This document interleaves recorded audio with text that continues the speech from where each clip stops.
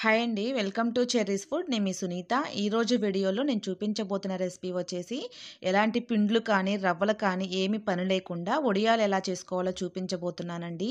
ఈ వడియాలు రోజులు కాదండి సంవత్సరాల తరబడా నిల్వ ఉంటాయి. అదేవిధంగా చాలా అంటే చాలా టేస్టీగా, చాలా ఈజీగా చేసుకునే వడియాలండి. మీకు కూడా తప్పకుండా నచ్చుతాయి. ఒక్కసారి మీరు కూడా ఈ విధంగా ట్రై చేసి చూడండి.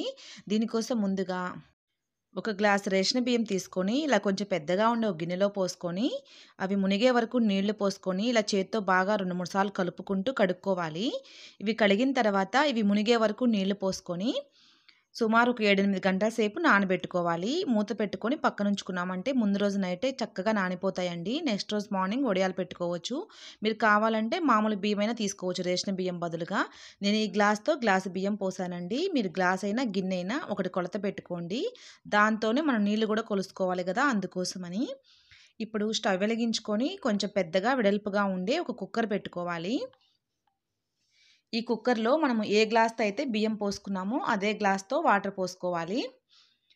ఒక గ్లాసు బియ్యంకి 6 గ్లాసులు వాటర్ పోసుకోవాలండి. ఇప్పుడు మీరు మీ రుచికి సరిపడా ఉప్పు వేసుకోండి. నేను 1 స్పూను కల్లుప్పు వేశాను. కొంచెం ఒక చిటికెడు కన్నా కానీ కొంచెం ఎక్కువగా వంట సోడా వేసుకోవాలి. 1 స్పూను వేయించిన జీలకర్ర పొడి వేసుకోవాలి. అరకప్పు వరకు తెల్ల నువ్వులు ఉంటాయి కదా, అవి వేసుకోండి. చాలా బాగుంటాయి వడియాలు ఇవి వేయటం వల్ల. పిల్లలు కూడా ఇష్టంగా తింటారండి.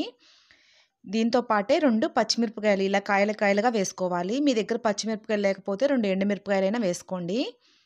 ఇవన్నీ కూడా ఒకసారి నీళ్ళలో కలిసేలాగా గరిటెతో కొంచెం ఇలా కలుపుకోవాలి. ఇప్పుడు నీళ్ళు కొంచెం వేడైపోయిన తర్వాత ఇందులో మనం నానబెట్టుకొని పక్కనుంచుకున్న రేషన్ బియ్యం ఉన్నాయి కదా, అవి నీళ్ళన్నీ వంపేసుకొని ఈ బియ్యంని ఈ నీళ్ళల్లో వేసుకోవాలి.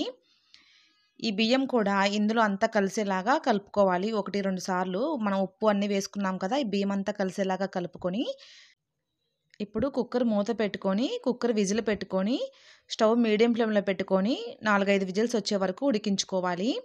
4-5 విజిల్స్ వచ్చిన తర్వాత ఆవిరంతా పోయిన తర్వాత కుక్కర్ మూత తీసి చూసామంటే చూడండి, మనకి రేషన్ బియ్యమే కదా ఎంత మంచిగా ఉడికిపోయినాయో. అదే మామూలు బియ్యం అనుకోండి ఇంకొక విజిల్ ఎక్కువగా రానివ్వండి.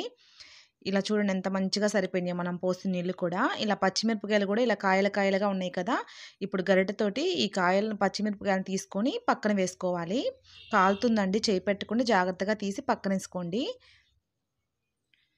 ఇప్పుడు ఈ బియ్యంని అంతా కూడా ఎక్కడన్నా అన్నం మెతుకులుగా ఉందేమో అన్నట్టుగా ఈ గరిటెతోటి మంచిగా ఇలా కలుపుకోవాలి.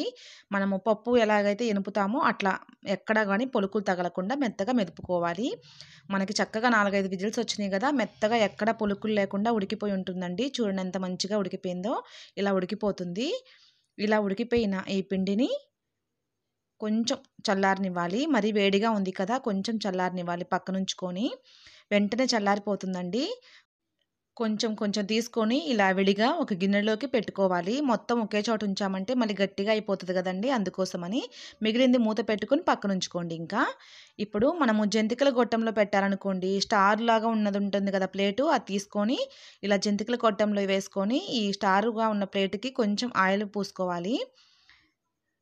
ఇప్పుడు ఈ జంతికల గొట్టంలో ఈ ప్లేట్ పెట్టుకొని మనము ఉడికించుకొని పక్కనుంచుకునే పిండి కొంచెం గోరువెచ్చగా ఉంటుంది కదా, చూసుకొని జాగ్రత్తగా ఈ జంతికల గొట్టంలో వేసుకోండి. ఇలా వేసుకొని పక్కనుంచుకోవాలి. మీకు ఇలా ఈజీగా ఉందనుకుంటే ఇలాగైనా పెట్టొచ్చండి జంతికల గొట్టంతో. లేకపోతే ఇలా పాల కవర్ ఉంటుంది కదా, ఏదైనా కవరు కానీ అలా ఉంటుంది కదా, ఇలా కొంచెం చిన్నగా ఉన్న కవర్ తీసుకొని ఈ కవర్లో అయినా కానీ పెట్టుకోవచ్చు. జంతికల గొట్టం కన్నా కూడా ఈ కవర్లు చాలా బాగా వస్తాయండి వడియాలు. ఈ కవర్లో కూడా మనం ఉడికించుకునే ఈ పిండిని వేసుకొని మనము జిలేబీలు ఎలాగైతే పెడతామో అలా ఈ కవర్ని కొంచెం మూటలాగా కట్టుకోవాలి దారంతోటి.